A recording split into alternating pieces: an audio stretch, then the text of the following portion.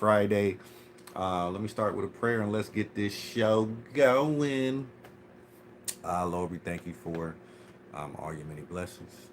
God, we thank you for allowing us to make it to another day. Thank you for Friday, the end of the work week. Um, Thank you for our health and strength. Thank you for our right mind. Thank you for watching over all our friends and all our family. We ask, Lord, that you will bless this stream, each and every one that steps foot in here virtually. We ask, Lord, that you would just encourage them, bring a smile to their face, and whatever they may be going through at home or, at work, whatever it might be, that they might be uplifted after they leave. And we're just asking, Lord, that you would continue to help us be the light to shine in the midst of darkness. In Jesus' name we pray. Amen and amen. What's up, y'all? It's Friday. We are back with another episode um, of Falcons Therapy. Yes, this is a place for Falcon fans to come, a therapeutic place, no judgment. Matter of fact, Falcon fans are encouraged to come because you know what? We are all brothers and sisters. We all been through a lot, man. I say it all the time. Everybody cannot be a Falcon fan. Everybody ain't built for that life, baby. But Falcons, man, we ride or die. We gonna hang in there no matter what. We got Rev Trev in the building, and thank you for coming right now, Rev Trev. I want to give a shout out to my brother, man, Rev Trev. If you notice some new things on the channel, if you notice the channel is looking a little more spiffy, looking a little more professional, it's all due to Rev Trev. Thank you for the awesome thumbnails that you helped us with on yesterday, brother. Much love to you, man. It's my guy right here, my brother from another mother, my brother in Christ. So thanks, man. Thanks, Rev. Appreciate you. So let's get started. We are going to give our prediction for Sunday's game. Falcons versus Steelers. We're going to give you our score prediction. But I want to start with what happened last night.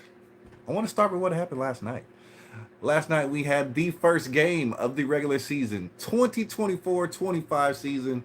We had the Chiefs, the defending back-to-back champions, facing off against the Baltimore Ravens with the reigning MVP, Lamar Jackson.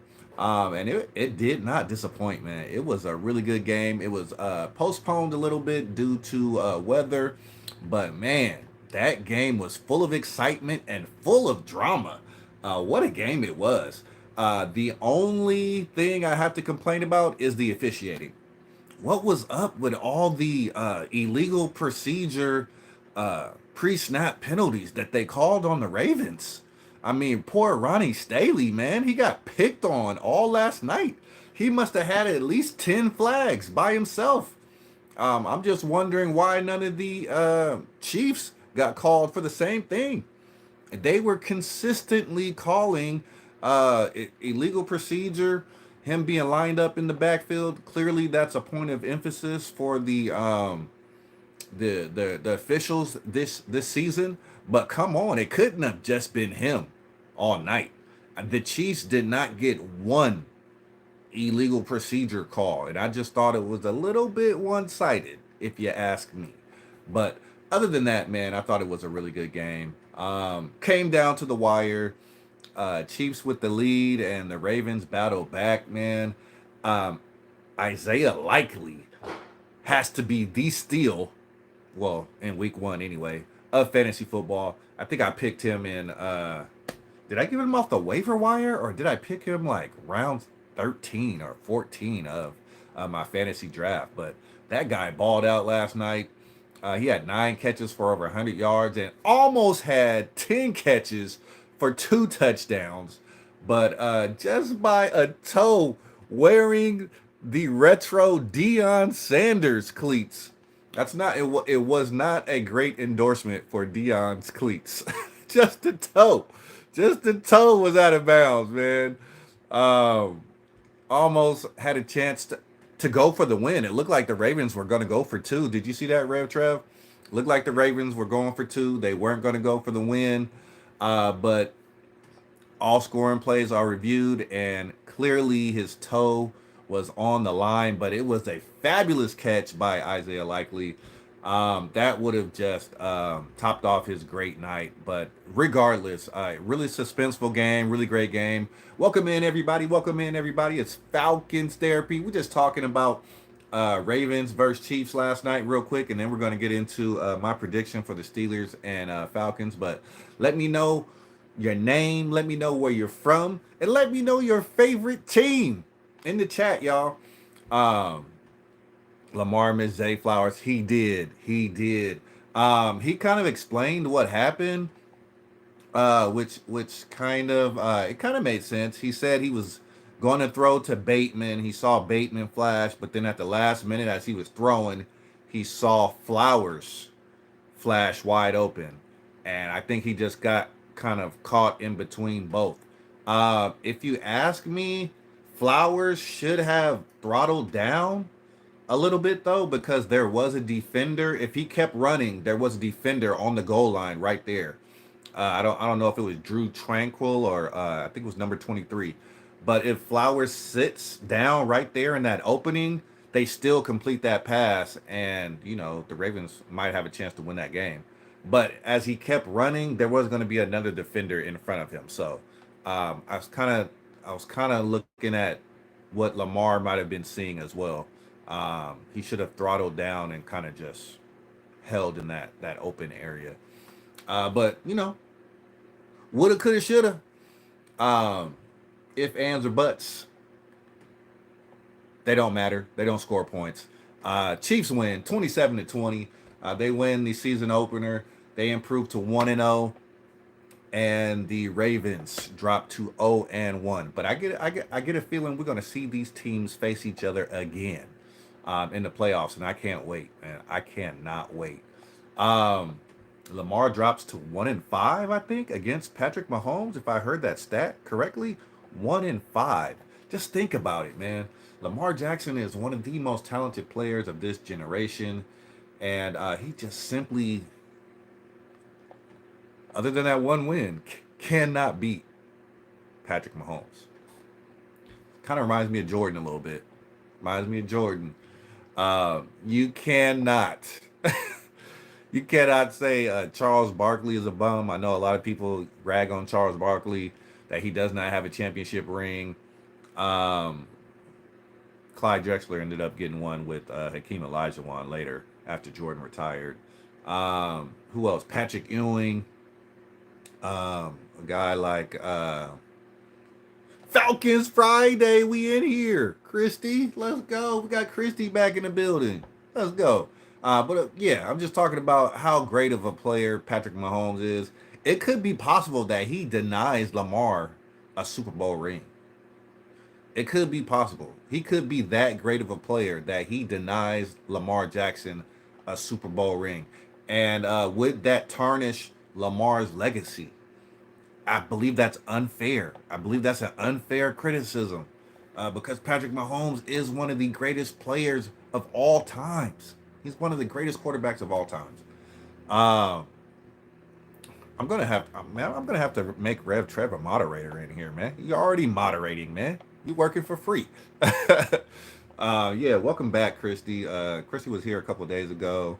Big time Falcon fan from Mississippi, who is going to the Falcons game this Sunday, driving to the Benz with her mom, if I remember correctly. So I know she's hyped up about taking the road trip with moms to the first game of the season. His mom is a big Steelers fan, I believe. So yeah, it's gonna be interesting. I hope you guys have a great time. Um, that game, that game last night. Did you watch the game last night, Christy? What did you think about the game last night? That's what we're talking about. I was talking about the penalties at the beginning. Um, the penalties seem to be slanted towards the Ravens. All those illegal procedure penalties that they got called with. um, before the play even got started. It negated a few huge plays by the Ravens. A couple Zay Flowers catches, a couple long Lamar Jackson runs. Yeah, I mean, I kind of really didn't care who won. I definitely wanted Lamar to play well because he's on my fantasy football team. So I wanted Lamar to ball out, and yeah, that last TD wasn't it. It clearly wasn't a TD. So I was just hoping Lamar had a good showing for selfish purposes. I didn't care whether he won or lost, but I just wanted him to score a few touchdowns.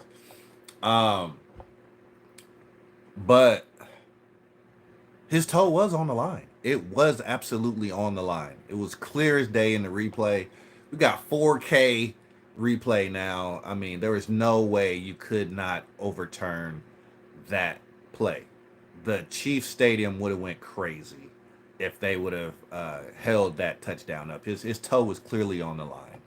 Clearly on the line. I mean, by the smallest margin of margins, but it was on the line. What about Xavier Worthy? And I don't know if you're still in here, Rev Trev. Xavier Worthy. He was one of the last picks in the first round. Comes out of Texas. He tears up the combine. He breaks the combine record in the 40-yard dash. And he's dubbed the fastest man in the NFL before he even plays one down. And all he does last night is come out and score on his first touch of the game on a reverse. And then he scores again on a walk-in touchdown, seemingly a busted coverage down the right side of the field. This guy had 2 touchdowns in his debut with the Chiefs. Shows electric speed on that, especially on that reverse.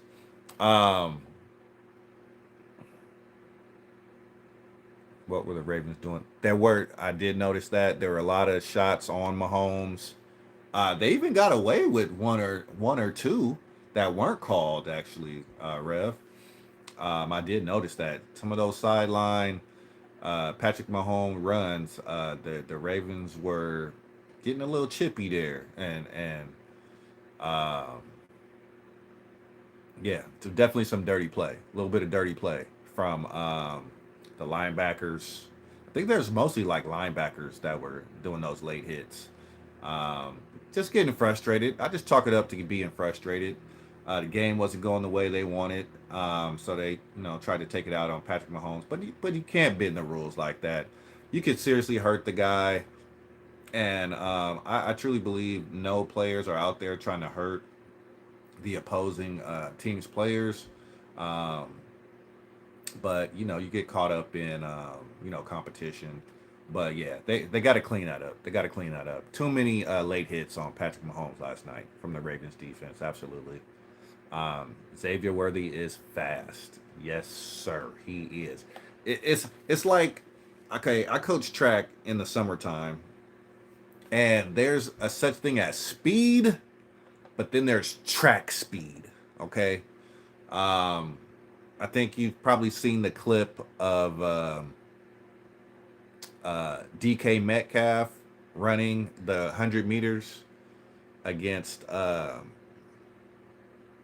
world class. We call it world class. That's the term we use in track. World class athletes that train year round for track. DK Metcalf, no doubt, one of the fastest receivers in the league, but he was in the what? He was in the back 2 of that heat that he ran in the 100 meters. There's a different level of speed in track than there is in other sports. But Xavier Worthy, he has track speed. Okay? That is track speed. That's a different level of speed. He has a different gear that we know nothing about. We know nothing about. My poor hamstrings would probably fall off if I tried to run even half that speed that Xavier Worthy was moving last night. That guy's electric. It was fitting that there was a thunder and a lightning storm before the game because he looked like lightning when he was running down the field. That kid is going to be special. The fact that they lost a Tyreek Hill, a cheetah, and then they gained. Uh, I don't know if they want to dub him Lightning or not, but I mean he runs like lightning. He just he was he got that ball and he just split that defense. It was like they were all moving in slow motion and he was almost in the Matrix, just running. He looked like he was just running regular, but them legs was and everybody else was moving in slow motion. He's just a dynamic runner, man. Dynamic. And next year you have to do the fantasy draft. The fantasy lineup has to be the 40-yard dash, Rev. I will come to Canada. I'm saying that live on stream right now. If you do a 40-yard dash, uh we're going by times. Number one time gets to pick first in the draft. I will come to Canada and I will be on it. I will come to Canada, bro. Let's do it. I'm saying it right now in front of witnesses. We got Christy here. Uh, in about 30 minutes. Okay. Um, do the fantasy 40-yard um, dash with draft placements on the line for fantasy football next year. I'm in Canada. Just let me know. I'm there, baby. I am there. Um, so yeah, he has a different level of speed.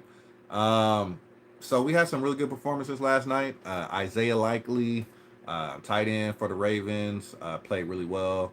Lamar played well. Yeah, Rev Trev, plug your channel, man. He has a couple things going. He has at Rev Trev NFL. That's actually his channel. He does Packers content. He does NFL content, and he also does hockey content for the Vancouver Canucks. I believe he told me it was the Canucks last night. So yeah, please check out his channel, subscribe, like. That's this. This is my guy right here. Please support his channel. Absolutely, Rev Trev is a good brother. Like I said, he's a brother in Christ. He's just a great guy. Come on, man. You gotta have the 40-yard dash though. I'm coming for the 40-yard dash. Set it up with the rest of the league next year. Give them time to train and everything, man. I'm coming. I'm coming for the 40-yard dash for the fantasy football draft. I've been wanting to come to Canada anyway, so now I got a good excuse. When I saw that done in another league, I was like, Rev Trev, man, let's get it done. Let's get it done. Um, so yeah, really good performances last night from the tight end from the Ravens. If you got fantasy football, if you had him, he was in there. If you had Lamar, he actually got some good stats. He ran for over 100 yards last night, passed for one touchdown. Patrick Mahomes, obviously, good night last night, fantasy football. Isaiah Pacheco had a good night, fantasy football. Who else had a good night? Xavier Worthy, of course, 2 touchdowns. Like Rev Trev said, 3 touches. Am I worried about Kelsey? And ooh, that's a good question. You know what? I'm not worried about Kelsey, but I do think with the addition of Xavier Worthy, Rashid Rice had a good night last night. It seemed like he was catching the ball. Seemed like every other pass was thrown to Rashid Rice. So I think they just have more weapons, and Kelsey can be used as more of a decoy this year. He's been a guy who's been carrying the load for quite a few years, and I think this, even though his stats may go down fantasy wise, I think this could help extend his career if that's something he chooses to do. Play for another 4, 5, 6 years. The addition of these young guys can help extend his career. I mean, he had a lot of possessions where he was blocking. He wasn't even going out for routes. So, yeah. It sucks for his fantasy football managers, but I think overall for his career, I think it'll be good for him. Mark Andrews, I didn't like what I saw from Mark Andrews last night. Even when he caught the ball, it seemed like his footing was off. And he's usually a sturdy, strong guy who it takes two or three or four guys to get him down once he gets rolling. But he went down on his own when nobody touched him. So I'm kind of worried about him. I would be worried about a Mark Andrews if I had him on my team. I would try to trade that guy immediately. Get what I could for him. And with the emergence of Isaiah Likely, I mean, he was all over the place last night. He was catching drags. He was uh, he was improvising with Lamar. I mean, those broken plays, he was finding ways to get open. And Lamar is like the master of him and Patrick Mahomes, the two best players in the league on broken plays, just scrambling around and making something happen. And Likely seemed like he was very in sync with Lamar. Yeah, I would be worried if I was the Andrews manager. Absolutely, I would be worried. Um, Derrick Henry. Well, Derrick Henry, he did get a touchdown last night, though. So I wouldn't be worried. I wouldn't be worried. I think he will salvage the day, week in and week out with a short yardage touchdown, and give him 50, 60 yards. He give you 12 to 15 points. I still believe he will, but I also believe that he's going to erupt and have those really, crazy Derrick Henry like games as well. I do think since they were playing from behind, though, that you saw a lot more Justice Hill last night. And he's going to be like the third down guy or your passing threat. So I kind of took Derrick Henry out of the plan once they got down two scores. You saw a lot more Justice Hill down the stretch last night because they were, pass heavy. So once they get that lead week in and week out and they're running the ball more instead of passing, you'll see a lot more Derrick Henry.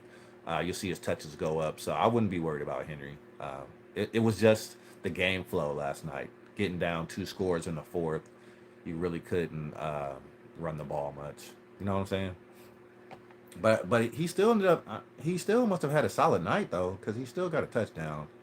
Um, I would say he must have at least had 11 or 12 points. Um, so I wouldn't be worried. Wouldn't be worried at all. That's just me though. I don't know if my opinion matters, but that's just me talking. All right, here we go. Falcon. Let's get to Falcons talk. Thank you. Let me start off with this. Actually. I know you got to go. Let me start off with this. I'm going to start off with the Steelers prediction. Falcons versus Steelers on Sunday.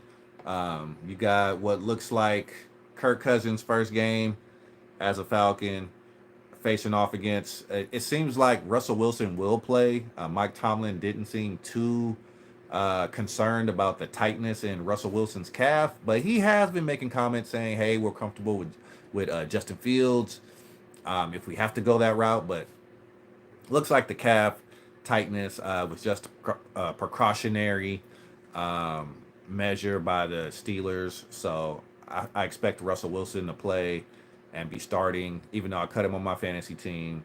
But he was just a backup anyway. Uh, my prediction for this game: Falcons 31, Steelers 21. Okay. Falcons 31, Steelers 21. I think Falcons get off to a great start in this game. They usually play so well at home, especially early on in the season. I think that crowd is going to be rocking. You got a new coach, you got a new offensive coordinator who wants to show that he can put up points, and I expect the Falcons to put up points on Sunday. I expect it to be a heavy dose of Bijan Robinson. Um, they're saying they're going to use him more like a Christian McCaffrey is used in the Kyle Shanahan system. They're in San Francisco. So that being said, I expect there to be a heavy dose of Bijan, whether he's running or catching passes. I expect screen passes. Um, Drake London, Darnell Mooney, number two. A lot of people sleeping on Darnell Mooney, but I think he's going to have a breakout year this year. I think Drake London is going to be special as well. Look how well he played with Desmond Ritter as his quarterback, bro. He had Desmond Ritter as his quarterback and Taylor Heineke and Marcus Mariota. Come on, man. I mean, nothing, no shade against those guys, but you almost can't get any worse than that. You almost can't get any worse, Rev, than that combination of quarterbacks as your starters for the last 2 years. You've been getting the ball thrown by Marcus Mariota, Desmond Ritter, and Taylor Heineke. He has a bona fide Pro Bowl quarterback throwing him the ball now. I expect Drake London to be over 1,000 yards this year, no doubt about it. I think this kid, the sky's the limit for him. He makes contested catches. No, he's not your speed burner, but he kind of reminds me of a Mike Evans. He's like the younger version of a Mike Evans in my book. He's a guy who can he just makes plays. He doesn't have all the measurables of being the fastest or the tallest or the strongest, but he just makes plays and he's competitive out there. So yeah, I expect a great season from Drake London.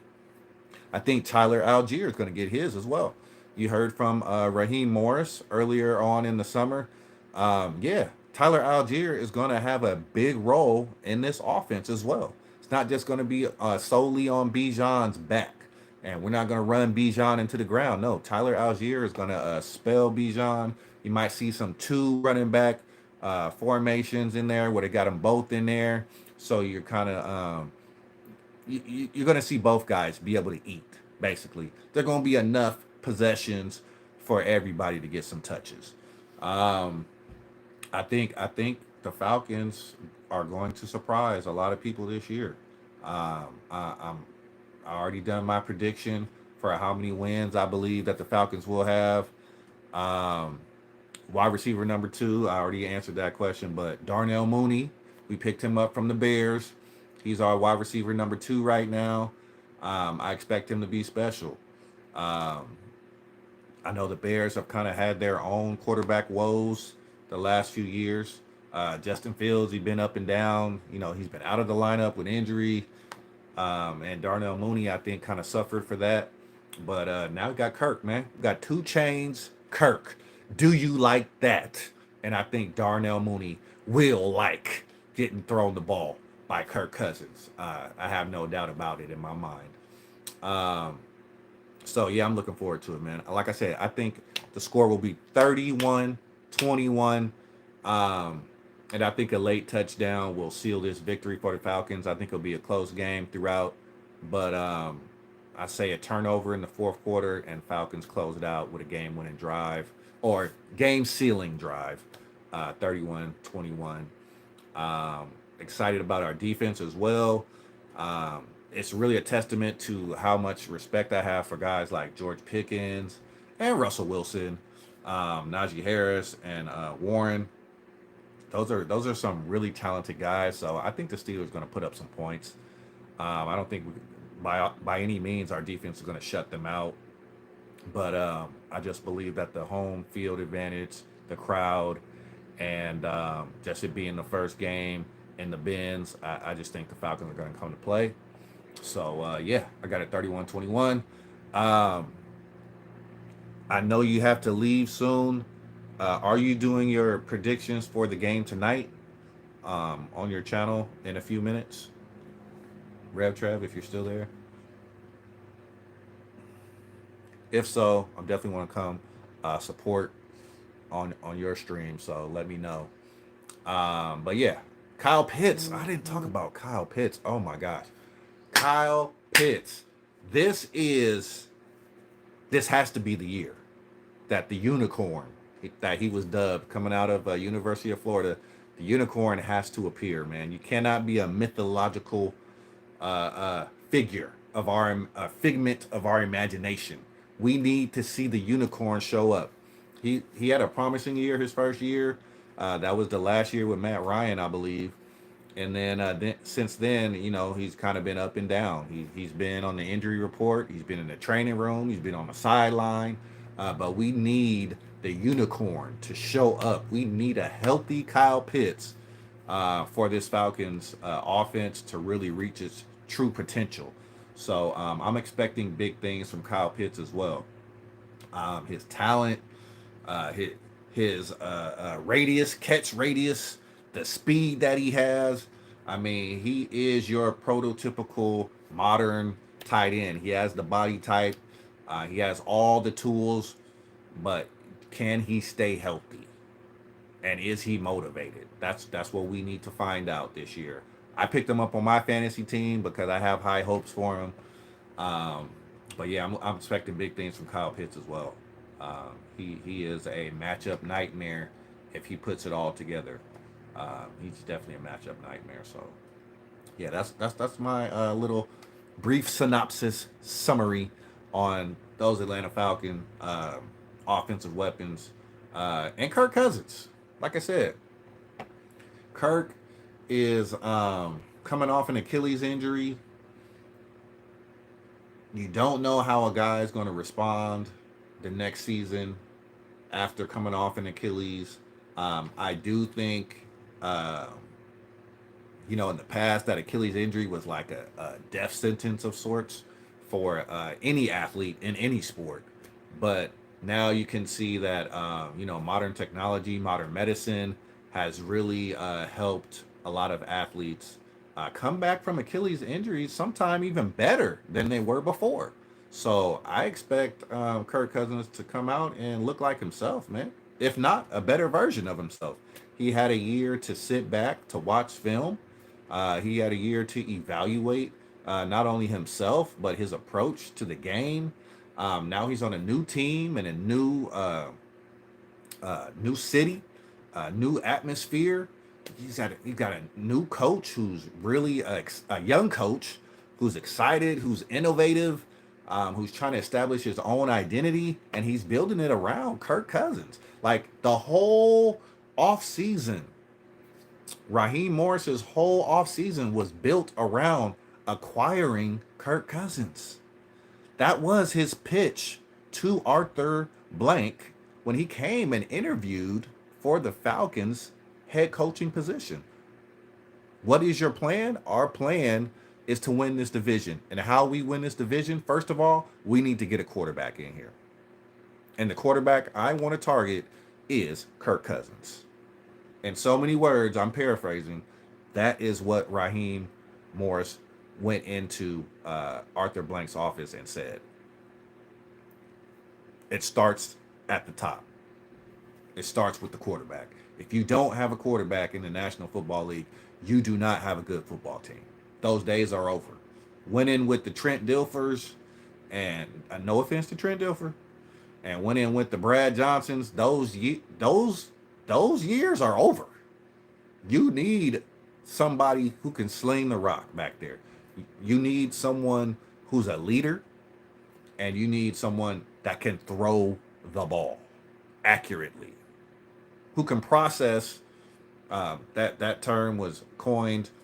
It wasn't coined by Raheem Morris, but he used it so many times last season, in the off season. An elite processor, somebody that can go through their first, second, third, fourth read quickly. Though you can't take 10 seconds back there because you don't have 10 seconds. You need to be able to go through your first, third, fourth read in a matter of 3-4 seconds. You need to be able to get that ball out on time to your playmakers so we can matriculate down the field. And Kirk Cousins is the guy that we targeted. So I just think, man, it's going to be a completely different ball game once we get on that field this year. I think that the sky's the limit for this team. I just pray for health for these Falcons, this version of the Falcons. I know we already had some injuries. We lost Rondale Moore, who was supposed to be our third wide receiver, and we lost his replacement, Jakeem Grant, who was a free agent we signed after Rondale Moore went down and blew his knee out. We lost Jakeem Grant, a speedster, a slot receiver, 2 weeks later after losing Rondale Moore. So, we've had the injury bug a little bit, and we lost DeMarco Hellams. He was going to be in the running for starting strong safety. We lost him in the first game of the season. and I believe he's on IR, so he has a chance to be designated to come back. But then we go and pick up Justin Simmons. So now we are set at the safety position, and we have some solid backups at those positions now. As far as our third wide receiver, um, Ray McLeod is now our third wide receiver. That kind of makes me a little bit nervous because Ray has never really played a big role on offense on any team that he's been on. But if the coaches trust him, then I trust him. You know what I'm saying? Next man up. That's the philosophy on a lot of great teams. Next man up has to perform. If you're on the team and you're a wide receiver, and the guys go down in front of you, now it's your turn. It's your turn to showcase your skills. So, Ray, they trust you, man. I trust you, bro. And go out there and showcase your skills, brother. Um, so all that being said, there is a game tonight. There is a game tonight. Tonight, the Packers of Green Bay will face off against the Eagles of Philadelphia. It will be played in Brazil. That was my Portuguese accent. Bom dia. Um, Man, that's got to be awesome for those players to go out there. And I know Brazil. I've heard it's a beautiful place, but I also hear it's a dangerous place too, especially for foreigners. A lot going on around surrounding Brazil. I hear the security is really tight out there. They're advising, even like the ESPN staff that are there to cover the game, not to leave the hotel. So it's kind of crazy. It's kind of crazy, right? Kind of intimidating, but beautiful beaches, beautiful weather, beautiful women. It's just all sorts of things out there in Brazil. But it's going to be a beautiful football game, hopefully tonight, against the Packers. The Packers against the Eagles. You got Jalen Hurts on one side, and then you have Jordan Love on the other side. And I'm gonna just come out and say it. Not that it matters, but two black quarterbacks. I love to see.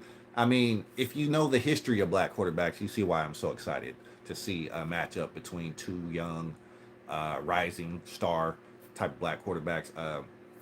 In the past, it was thought that black athletes weren't smart enough to play quarterback. There's a history behind that.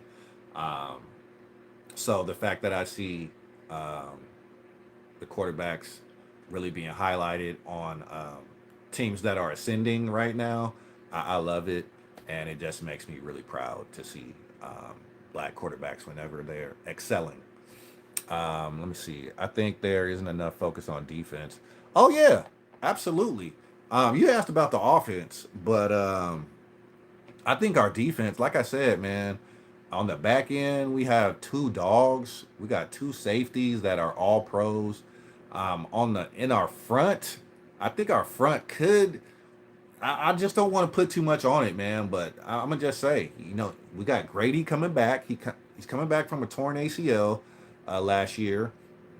If he comes back healthy and hungry, like he seems like he is, we team him up with David Onyemata, who's a mountain of a man. We teaming those guys up with Matthew Judon, who we acquired from the New England Patriots for a third round pick. Um, you're not going to be able to get a third round pick that's going to give you that type of production and pass rushing. So I'm super excited about Matthew Judon joining the team. This guy's a perennial Pro Bowler, a guy that affects the quarterback and sacks the quarterback, brings them down. We've been having guys that affect the quarterback for a while, but I mean, we got a guy who can sack the quarterback now. He's going to make this defense, I believe, so much better. Going to take pressure off of Arnold Ebiketie, who's on the other side of the line. Then our linebackers are solid, rock solid, man. Nate Landman, who had a great season last season. Caden Ellis, and Troy Anderson, who was injured last year. Now he's back. He's a guy who we can use all over the formation, all over the front seven. He could rush. He can be a blitzer. He can be a coverage guy. I mean, Troy Anderson is a great chess piece to have for defensive coordinator Jimmy Lake. And like I said, Nate Landman, he's a tackling machine. And then, yeah, Nate Landman. You don't know Nate Landman? The guy is a tackling machine. We just signed him. We just signed him to a contract this summer. We just gave him a bigger contract. That guy is a tackling machine. He's our starting middle linebacker. Nate Landman is the real deal. He's the truth. He's a blue collar guy. You're not gonna see him on commercials or nothing like that doing a lot of talking, but he just goes in there and makes tackles. He just goes in there and tackles the ball. So yeah, Nate Landman. Did he get hurt in preseason? He does have a like a quad thing. Yeah, he has like a quad thing right now that's kind of been lingering in preseason, in the off season. But I believe he'll be able to play. I believe that's what Raheem Morris said. Um, but yeah, he does have a little quad situation. So yeah, that's our front, and then those are our linebackers, and then we have my boy who just got a new deal, um, AJ Terrell, cornerback number one. Cornerback number two is a little bit. I mean, it is what it is. It's not our strongest position. Probably our weakest position on the field, actually. Cornerback number two. Um, we're gonna see how that. No, no, no. Nate Lemon, he won't be on IR. No, no, no. It's just like a little nagging thing. Um, corner who was Mike Hughes. Mike Hughes is our cornerback number two. He was in a very close competition with Clark Phillips.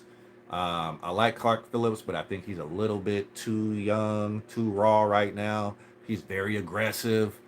He came out of Utah last year, played some meaningful snaps for us, made some plays, but he also got beat a few times too for being overly aggressive. But let's see how Mike Hughes plays.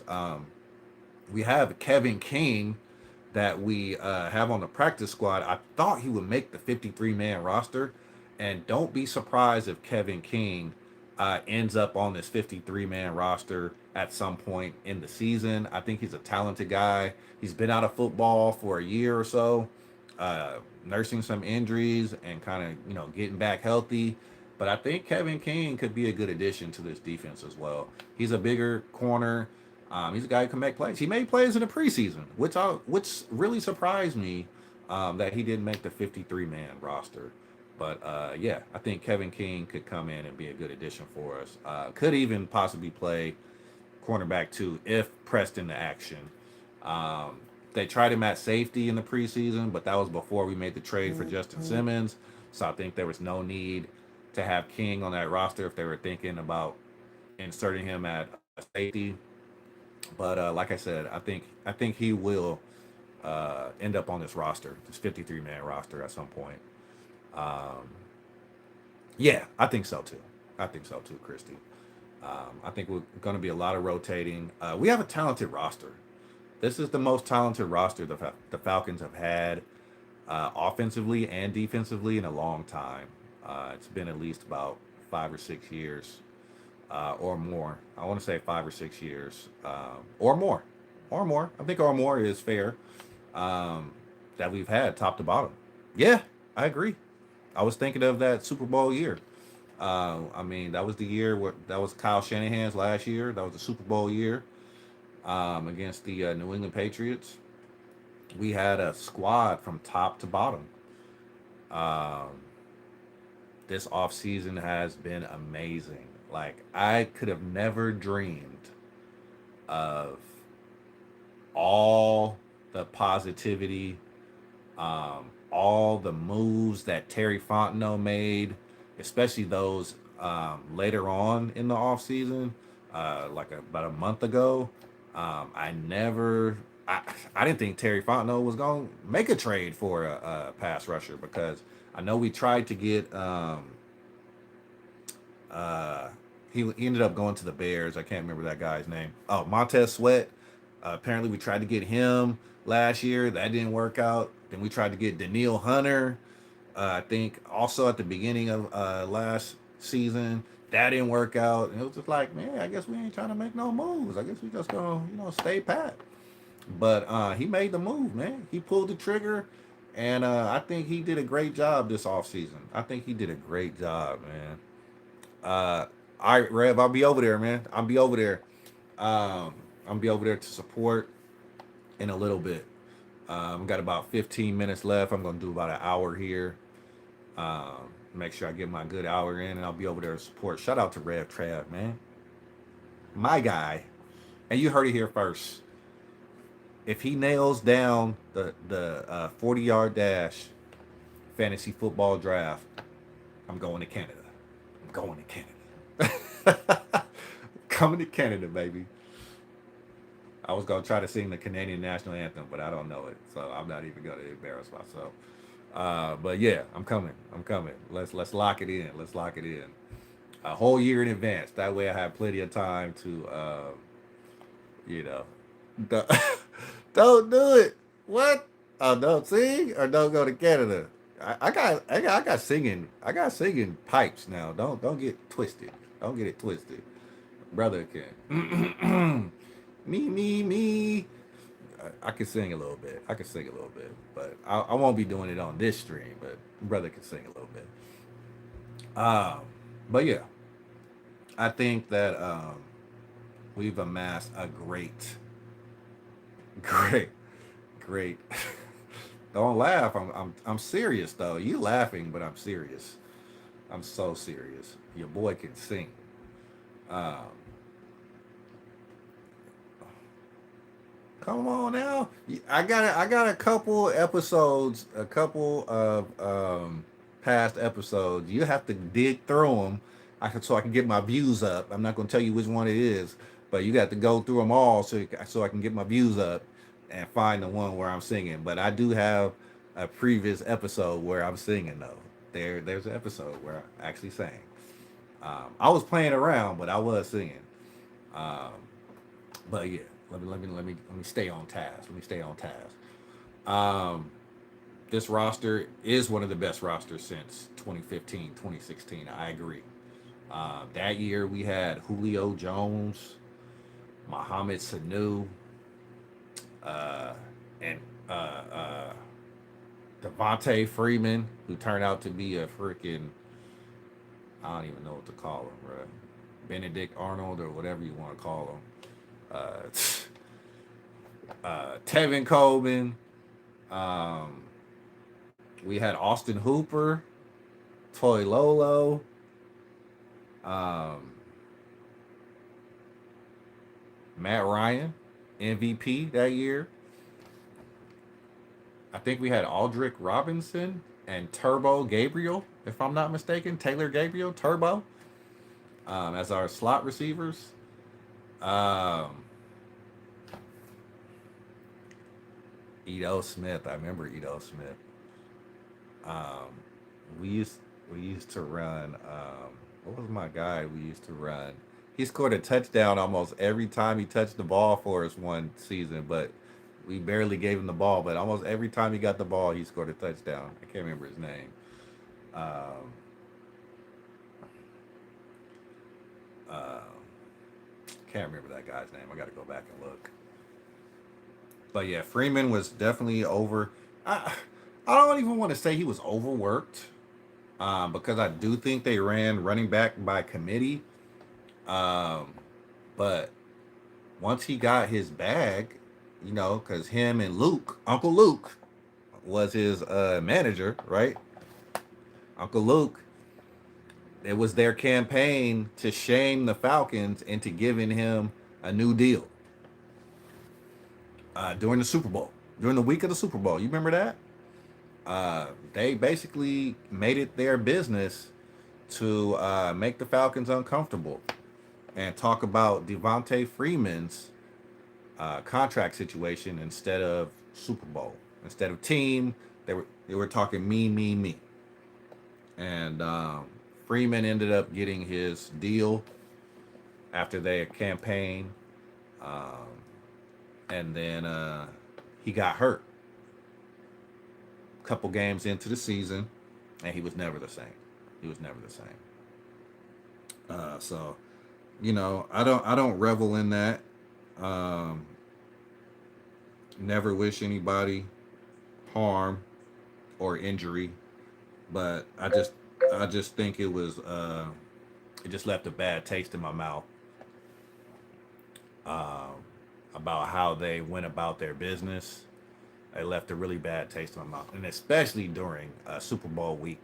It was very selfishly motivated stance by him and his manager, his management team, and I just think he got some really bad advice from some people.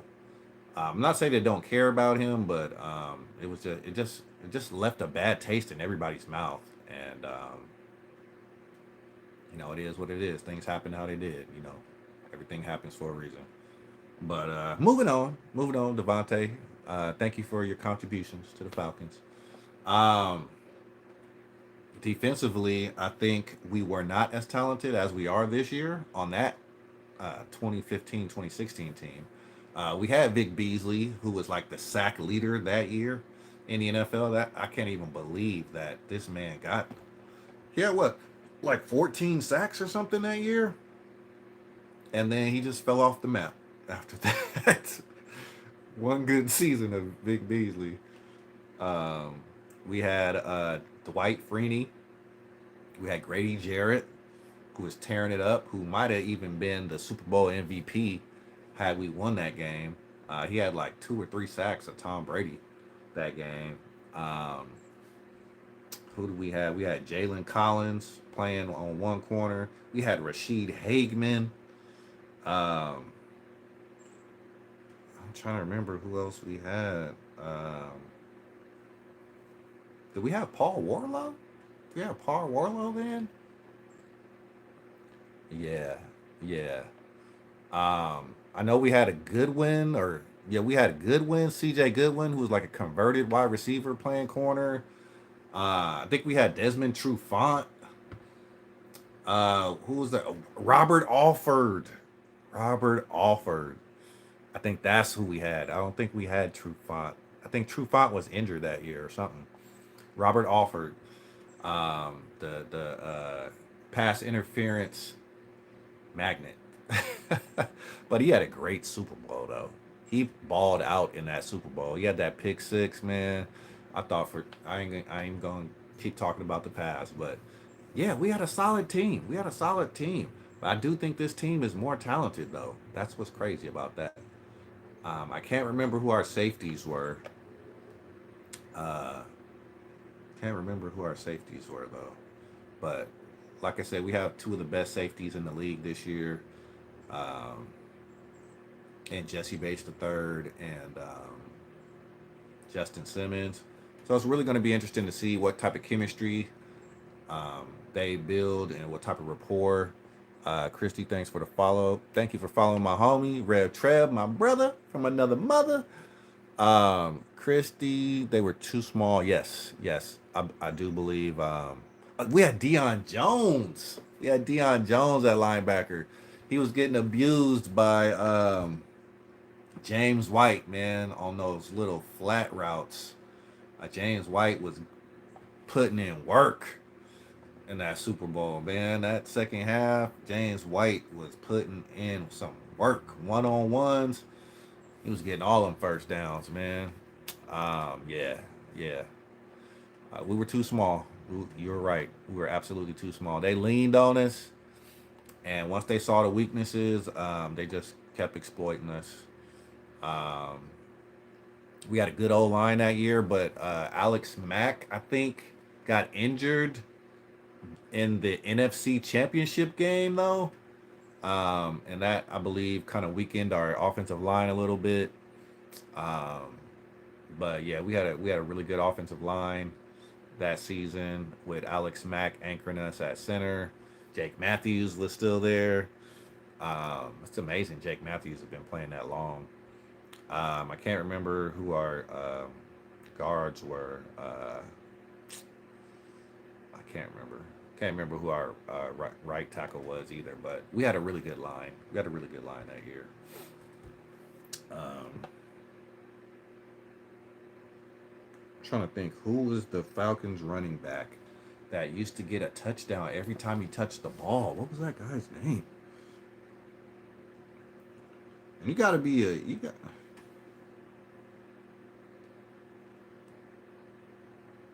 diehard Falcon fan to know.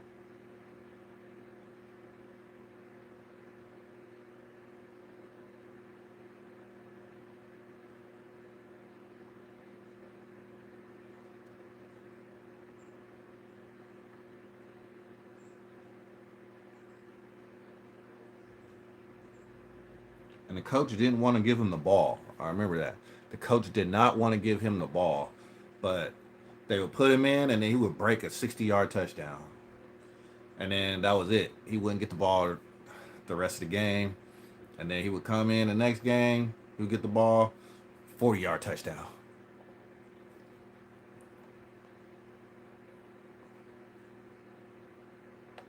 I agree. I think this defensive line, like I was telling Rev Trev, I think this D line could be special. I just don't want to put too much on it because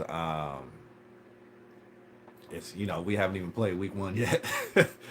But on paper, this team looks special. On paper, this team looks special. So I gave you my prediction for this Sunday.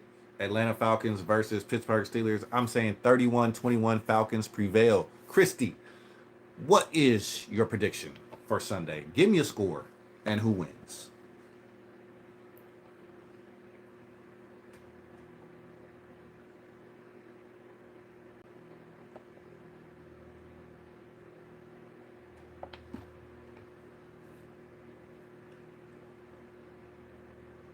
27-24. Okay. Okay. And I'm guessing you're going Falcons 27, Steelers 24.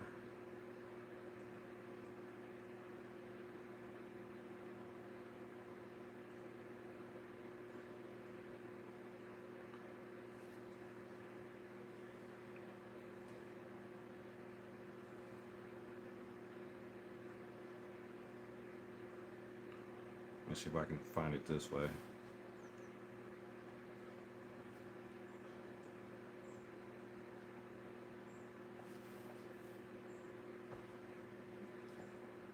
Many of our key players never played opponents during the preseason. Yeah, that's the only thing that kind of I don't really like that philosophy. I understand though that we lost, a key player that we thought was going to contribute that first game, and I think it kind of scared Raheem Morris and the other coaches, and kind of like, nah, we can't be losing our guys in preseason. But I think they have to be out there, and they gotta feel some hits. You gotta feel that physicality because it's much different when you're scrimmaging against your own team. Um, but I think we'll adjust. We'll adjust quickly. Yeah, yeah, I understand too. I think so. Yeah, I see both sides of the argument. Like you want your team to be ready and adjust to the physicality, but then you don't want to risk somebody getting injured in a meaningless game, right? Yeah, yeah. I see both sides of the argument. And just be honest. I mean, them dudes are big. Them dudes are fast. Them dudes are big. Um, you don't really realize how big these guys are watching them on TV until you see some of these guys in person. So, I mean, it's just inevitable that there are going to be injuries because these are some very fast, dynamic, athletic individuals that are moving at speeds that you would normally see people that big move at. And they are colliding into each other. They are creating, as much impact as a car crash. Some of these guys are running almost 20 miles an hour on the field before they are smashing into somebody else. So, got to take all that into account. It's a dangerous game. It's a dangerous game. They're doing it for our entertainment. So, I always try to say a prayer for these guys. Make sure they come out, safe on each game. Uh, yeah, it seems like especially ACLs. Seen a lot of ACL tears, and I wonder what that contributes to that. I say, like I said, I think the guys are just getting bigger, stronger, and faster. And a lot of these guys, carrying over 200 pounds, cutting, going one way. Because a lot of the times in the ACL tear, it's a non contact injury, right? It's an injury where you're not getting necessarily hit on your knee. You're cutting, going one way, and your knee gives out. And that could be just because of the weight and the muscle um, putting that stress, on that knee. So yeah, I think the non-contact injuries have increased the most from what I've been seeing. Non-contact, so yeah, ligaments just giving out because of the pure torque and the stress that's being put on, and that's attributed again to the increase in speed, the increase in strength, and just the bigger, bulkier that you are. Our joints weren't. Uh, I ain't gonna say God didn't build them that way, but those ligaments can only take so much, right? Can only take so much. So yeah, I agree with you. I agree with you, Christy. So 27, 24. Okay, we about in the same range.